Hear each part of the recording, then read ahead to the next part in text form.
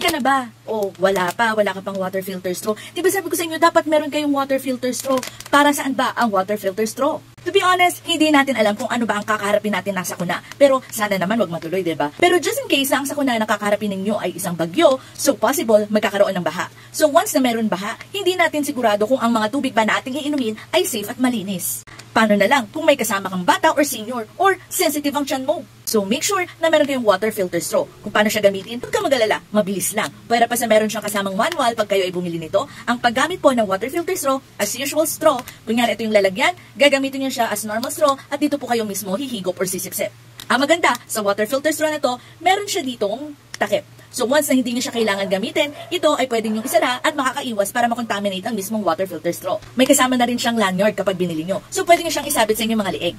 As of October 23, 2025, wala pa rin restock nitong aking binili na RPG na water purification tablet. That's why, ang ilalagay ko sa ating yellow basket ang alternative na water purification tablet, pero ang brand niya is Aquatabs. Sana makatulong to sa inyo dahil ito ay nakakatulong din para ma-purify ang iinumin natin na tubig. Kapag itong mismong brand na to ang gagamitin nyo, isang pack lang or isang tablet ang ilalagay sa 200 liters na tubig. Maganda to kasi individually pack na. Pero kung halimbawa Aquatabs ang gagamitin nyo, ang isang tablet ilalagay sa 20 liters na tubig, hayaan nyo to ng 30 minutes na nasa tubig bago ninyo inumin. Ang tao ay mabubuhay ng 1 week na walang pagkain pero hindi mabubuhay ng 1 week na walang tubig, kaya make sure meron kayong water filter straw or water purification tablet para sa inyong malinis na inumin na tubig.